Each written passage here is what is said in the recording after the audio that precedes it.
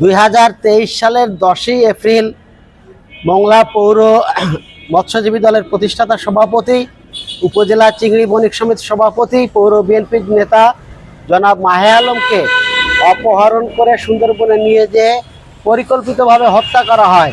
13ই April 2023 মাহে আলমের লাশ করম জলে পাওয়া গেল।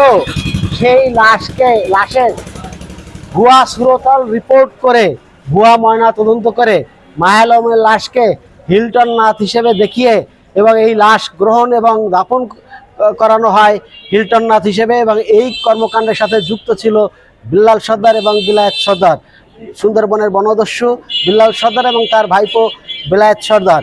এবং এই পুরো ঘটনাটি ঘটেছে তৎকালীন আওয়ামী লীগ সরকারের প্রভাবশালী নেতা এবং সরকারের দায়িত্বশীল কর্মকর্তাদের নির্দেশে মোংলা থানায় মামলা নেয়নি, দাকব থানায় মামলা নেয়নি এবং ভুয়া সুরতহাল রিপোর্ট এবং ভুয়া ময়নাতদন্ত হয়েছে, যা প্রমাণিত 7 মাস পরে ডিএনএ টেস্টের মাধ্যমে সেই হিল্টনের লাশ, মাহে আলমের লাশ প্রমাণিত হয় এবং 7 মাস পরে সেই লাশ উত্তোলনের মধ্যে দিয়ে তার গায়ের যে জামা কাপড়, পরনের প্যান্ট, পকেটে মোবাইল, টাকা এবং অন্যান্য জিনিসপত্র সব প্রমাণিত হয় যে এটির কোনো ময়না তদন্ত হয়নি।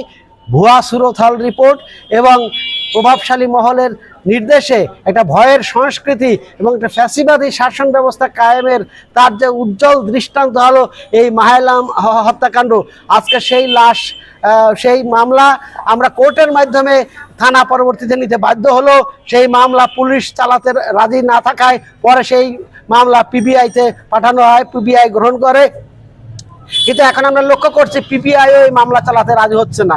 কারণটা কি? কারণ হলো এর পিছনে এই যে প্রভাবশালী যে মহল, যে ফ্যাসিস্ট শক্তি, তাদের নির্দেশেই তারা এই মামলা চালাতে রাজি হচ্ছে না বা চাচ্ছে না, যে কারণে আজকে 3 বছর পার হয়ে গেল মামলার কোনো তদন্ত হচ্ছে না, তদন্ত প্রতিবেদন কোর্টে দাখিল করা হচ্ছে না। আমরা পরিষ্কারভাবে মাহে আলমের পরিবারের পক্ষ থেকে এবং মোংলাবাসীর পক্ষ থেকে এবং বিএনপি পরিবারের পক্ষ থেকে আমরা এই দাবি জানাই যে অবিলম্বে এই মাহে আলম হত্যা মামলার দ্রুত তদন্ত সম্পন্ন করে এবং যে আসামিরা ঘুরে বেড়াচ্ছে বিল্লাল সর্দার, বিলায়েত সর্দার, তাদের গ্রেপ্তার করে বিচারের আওতায় নিয়ে আসা।